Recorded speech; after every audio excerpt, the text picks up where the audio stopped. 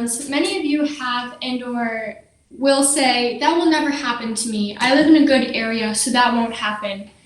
I don't have to worry about that, or I don't know anyone who would ever do that. Well, more than 1 in 3 women, 35.6%, and more than 1 in 4 men, 20.5%, in the United States have reported being raped, sexually abused, physically abused, and or stalked by an intimate partner. Now, according to this statistic, that means about 2 boys and 1 girl in this classroom will and or have already experienced domestic violence in their life. Hello, my name is Gracie Bresson, and for my senior seminar talk, I will be talking about the domestic violence issue.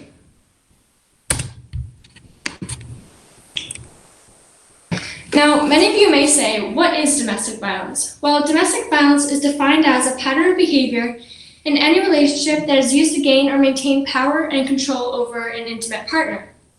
Domestic violence includes any behaviors that may frighten, intimidate, hurt, blame, injure, or wound someone. And this abuse can happen to anyone of any race, religion, age, sexual orientation, or gender. But in the end, domestic violence is so much more than just its definition. It is made up of different types of abuse and behaviors.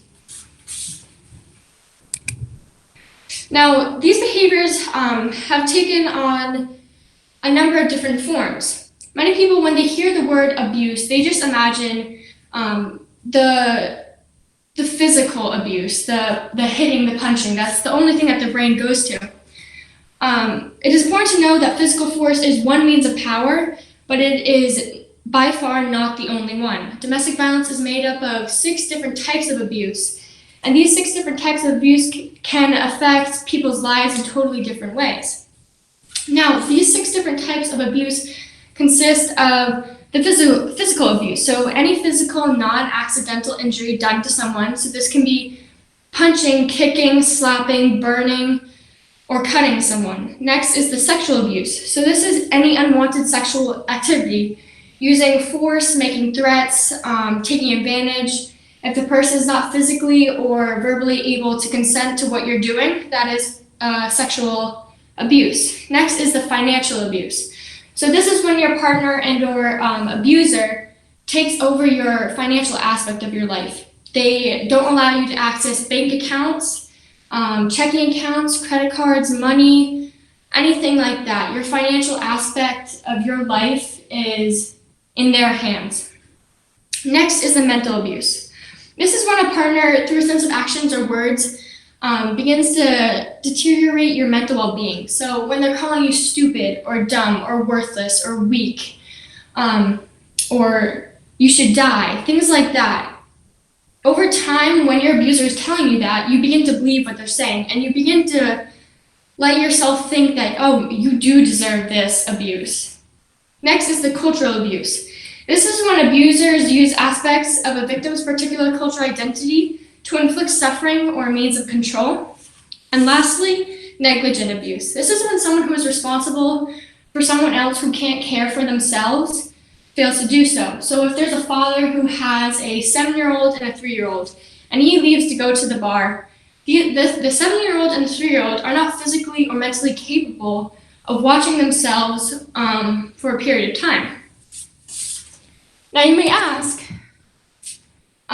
what does the state of New Hampshire do for this issue? Well, considering New Hampshire is number 4 of the top 10 states with the highest rates of domestic violence, there are a lot of different programs that are offered. The top 4 programs are Bridges, New Hampshire Coalition, the Crisis Center of Central New Hampshire, and New Horizons. New Horizons, the Crisis Center, and Bridges are 3 of the most successful centers in New Hampshire. They provide food, shelter, support groups, education and outreach, court advocacy, and 24-hour hotlines. While on the other hand, New Hampshire Coalition offers similar resources. They do not offer emergency shelter or any shelter at all. The New Hampshire Coalition is more of an information database. They let you know what abuse is. They give a lot of information on different types of abuse, like LGBTQ abuse, men abuse, women abuse, child abuse. It's more of just an information database on what domestic violence really is. And they also provide a map of New Hampshire with all the different shelters that may be within your community. Now, along with many shelters having their own personal hotline, there are 2 national hotlines that are available, used around the world, which is the domestic violence hotline and also the sexual assault hotline. These are like the higher ranks. It's like calling 911 for help, but for this certain issue. Now, after learning a little bit about domestic violence, you may wonder, what did I do for this issue? Well, knowing that New Hampshire is having a very hard time with domestic violence right now, I decided to take it amongst myself and make a change. So I decided to choose a local shelter in New Hampshire in my area, which ended up being the Crisis Center of Central New Hampshire. The Crisis Center of Central New Hampshire is a program that offers financial aid, emergency services, emergency hotlines, support groups, and emergency shelter, along with also providing education and resources for a bunch of different other programs. So this past year in 2020, the Crisis Center has taken in 26 children, 35 women, and 3 men. This was an incline for the shelter this year, and when talking to Katie Fairchild, a co-owner, she stated, and I quote, "COVID has absolutely contributed to a sharp increase in services. When COVID first hit, we saw a small decline, but we attribute that to the possibility that it just wasn't a safe time to call." Katie also mentioned how that COVID has hit, they've had a very hard time with collecting donations and or any clothing donations at all. When these people are leaving their homes, they don't have time to pack a suitcase with their clothes, their toys, their books, their pillows, their sheets, anything like that. They are in a race for their life. They are trying to get out of their house before their abuser or partner has the chance to stop them. So they take what they can and they head right to the center. Knowing this, it made me come up with my senior project, which was a warm weather clothing drive. And to start off this drive, I made about 40 to 50 different flyers. And on these flyers, I wrote what my drive was, clothes that could be donated, and where they could be donated. I then gathered 5 different cardboard boxes, and these cardboard boxes I wrapped up in wrapping paper and made them very pleasing to the eye and very festive considering it was the holiday season. And I placed these 5 boxes in 5 different places around both Bow and Concord. These places were the Bow High School, the Bow Middle School, the community building, the Mullen Realty Group, and the Codewell Banker Realty. Finally, after 2 months of running my drive and doing more advertising, I collected all new clothing for different ages and genders. By the end of my drive, my goal was to collect a total of 50 different articles of clothing, hoping that it would be a wide variety.